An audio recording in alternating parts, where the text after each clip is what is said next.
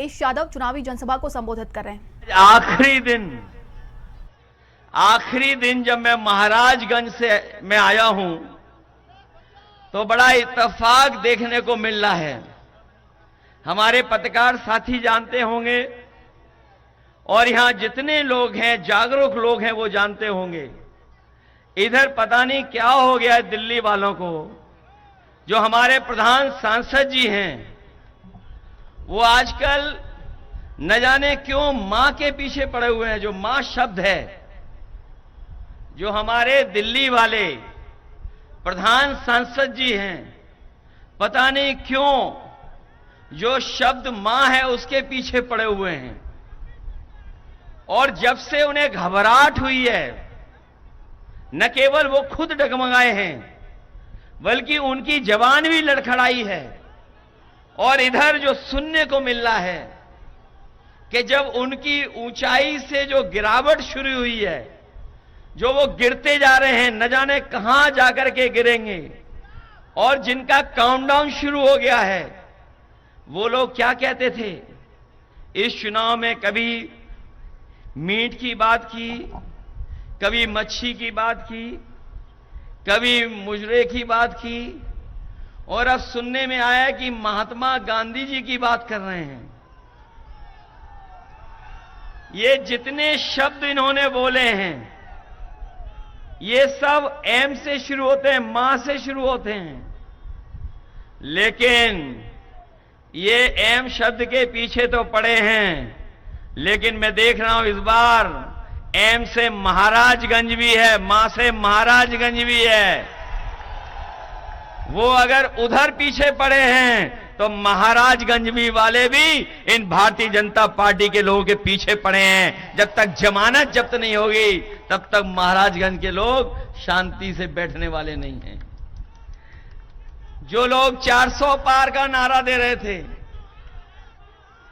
जो लोग 400 पार का नारा दे रहे थे, बताओ 7वें चरण तक आते आते वो नारा अपना भूल गए कि नहीं भूल गए?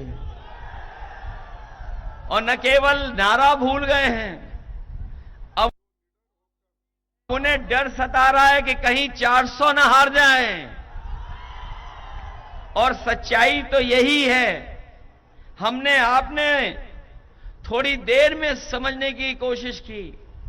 सोचिए उन्होंने क्या नारा दिया? नारा दिया 400 पार।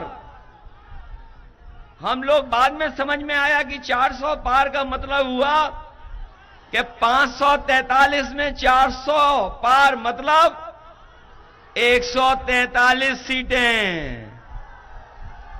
400 हार मतलब 143।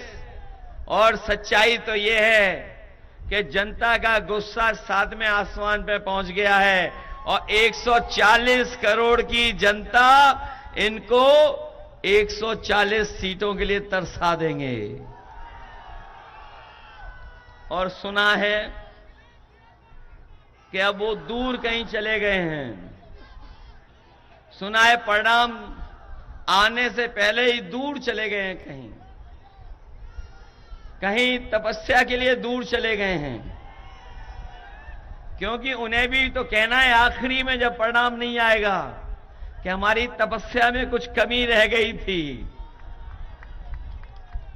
इसलिए साथियों, मैं आपसे निवेदन और अपील करने आया हूं। इन्होंने 10 साल में हर बात झूठी बोली है।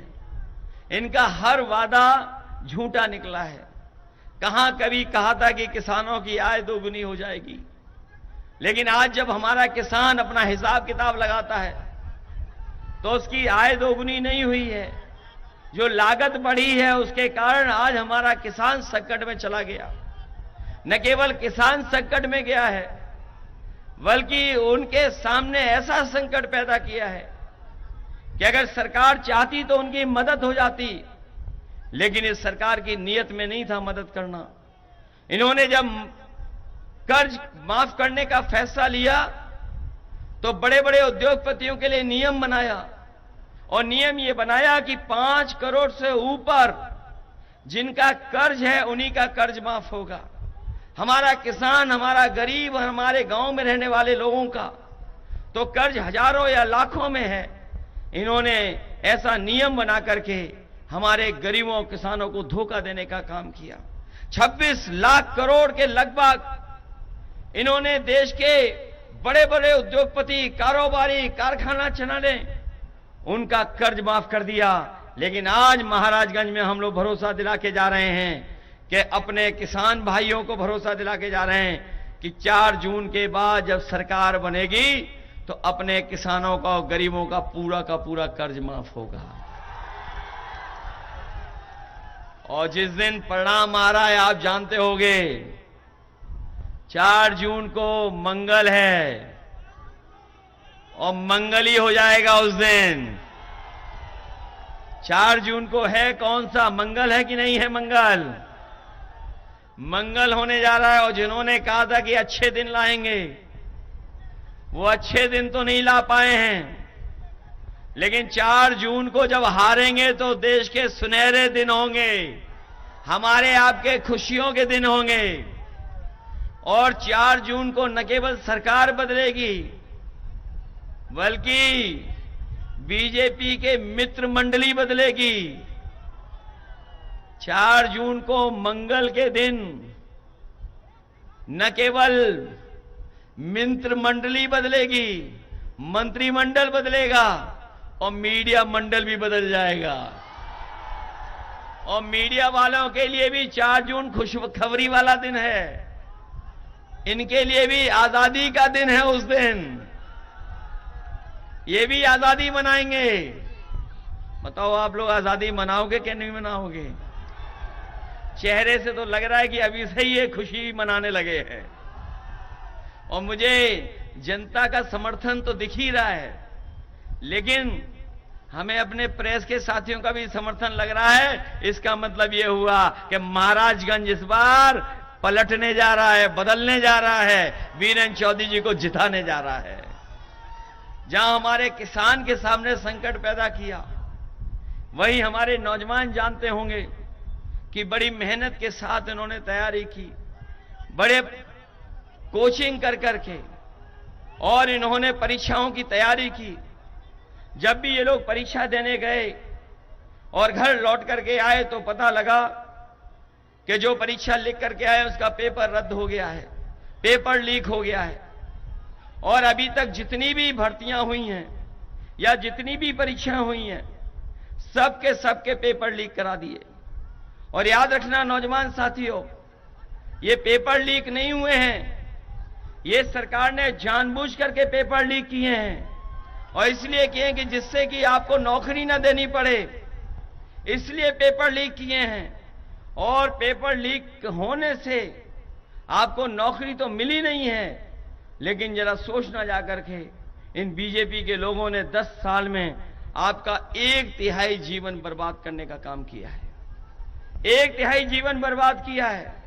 न केवल इन्होंने नौकरियों के पेपर लीक कराए, बल्कि हमारा यहां का नौजवान जानता होगा, जो सपना देखता था कि भाग दौड़ कर करके जब फौज में भर्ती हो जाएगा तो उसे वर्दी पहनने को मिलेगी, उस सपने को भी तोड़ने का काम किया।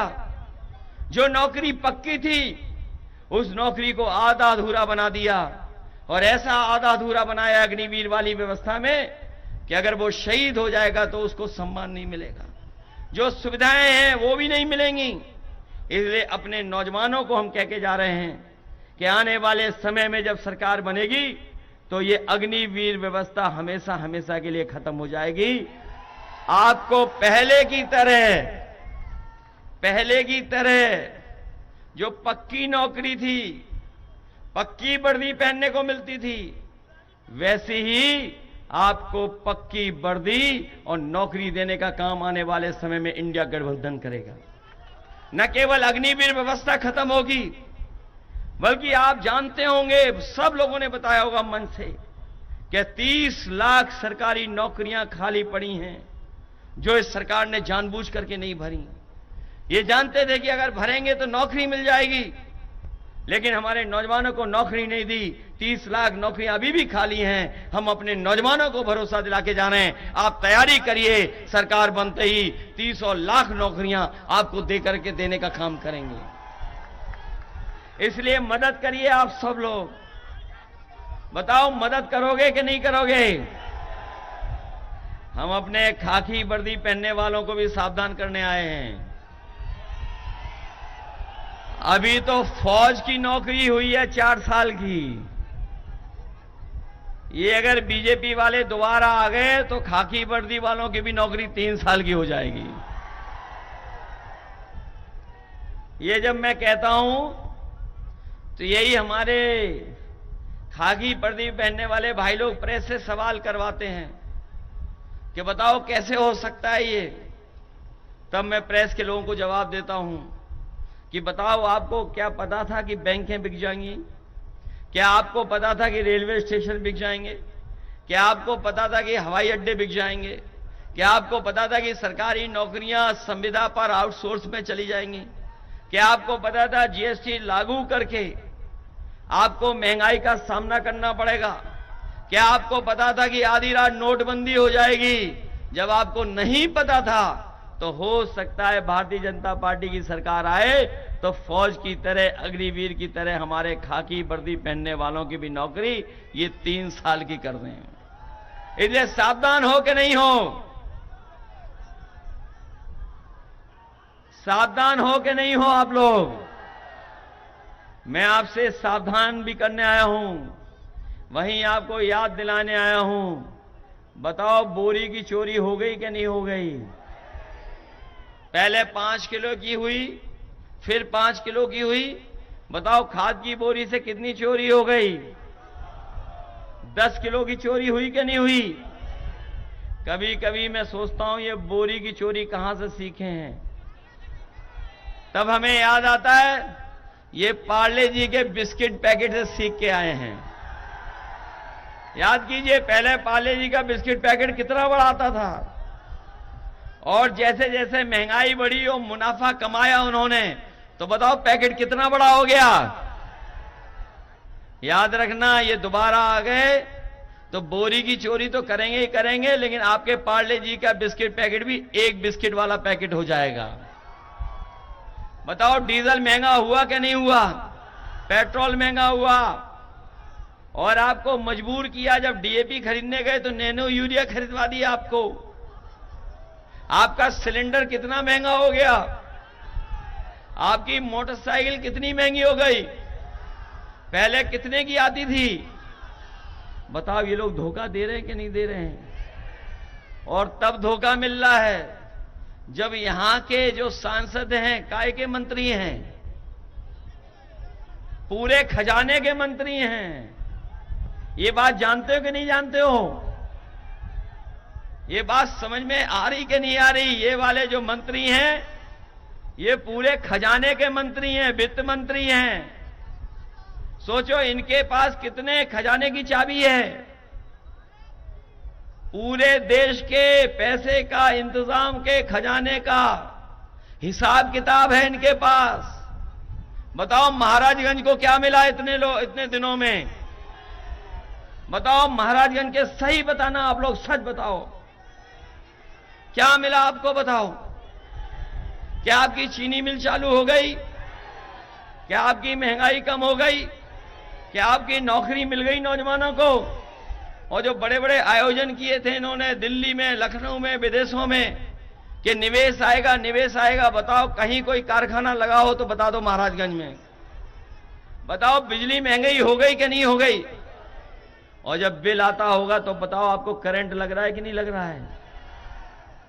आपके आरक्षण को छीनने का काम हुआ है सरकार में कि नहीं हुआ है?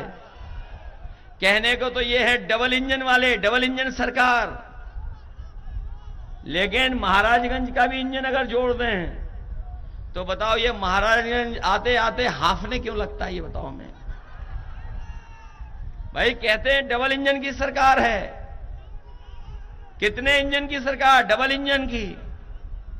एक बगल का इंजन और एक दिल्ली वाले इंजन। और यहां का भी इंजन थोड़ा बहुत जोड़ दो तो बताओ ये हाफने क्यों लगते हैं महाराजगंज आते आते।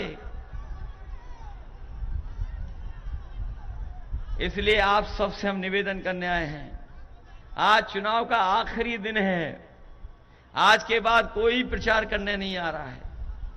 जो बीजेपी वालों का प्रचार भी हो रहा था वो टेंट तो बड़ा लगा रहे लेकिन लोग नहीं आ रहे उसमें। आपको पता होगा ये बात, बड़े बड़े टेंट लगा लिए और जब सीटें भरनी होती हैं तो सरकारी कर्मचारी और खाकी पहने वालों को प्राइवेट ड्रेस पहना के बैठा देते हैं उन पे। बताओ जनता नहीं आ रही उनके यहां, और कितना धोखा दिया हमें और आपको। हम आपको सबको इन्होंने बताओ वैक्सीन लगवाई कि नहीं लगवाई, और वैक्सीन से पता लग गया होगा आपको कि बीमारी हो रही है, कई लोगों को हार्ट की बीमारी हो रही है, जान भी जा रही है। और अब ये कहते हैं कि जो वैक्सीन लग गई हम उसको वापस ले लेंगे। हमें बताए कोई जो शरीर में वैक्सीन चलेगी वो वापस कैसे आएगी? कोई अगर हिसाब किताब हो, ज्ञान हो तो हमें बता दो। और इन्होंने कितना पैसा वसूला इलेक्टोरल नाम से, इलेक्टोरल बॉन्ड से पैसा वसूला, किसी को नहीं छोड़ा इन्होंने। वैक्सीन की कंपनी से भी वसूल लिया पैसा। इसलिए साथियों, ये चुनाव हमारा आपका तो है ही है चुनाव, लेकिन ये चुनाव आने वाली पीढ़ी के भविष्य का भी चुनाव है। इसलिए हम आपसे निवेदन करने आए, अपील करने आए कि जहां समाजवादी पार्टी और कांग्रेस और इंडिया गठबंधन के प्रत्याशी वीरेंद्र चौधरी जी आपके बीच में हैं। मुझे याद है अभी जब चुनाव हुआ था एमएलसी और लोकसभा का, राज्यसभा का, ये वो बहादुर विधायक हैं जिन्हें तमाम तरह के दबाव थे, तमाम तरह को घेराबंदी थी, लेकिन उसके बावजूद भी इन्होंने किसी की परवाह नहीं की और समाजवादी पार्टी की मदद करने का काम किया। सोचो आप, जिस समय सब कुछ दबाव हो, हर तरह की बात हो, लेकिन उसके बावजूद भी ये हटे नहीं अपने सिद्धांत से। इन्होंने हमारी मदद की थी।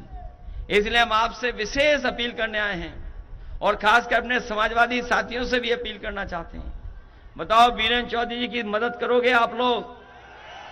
ये साइकिल वाले सब मदद करोगे?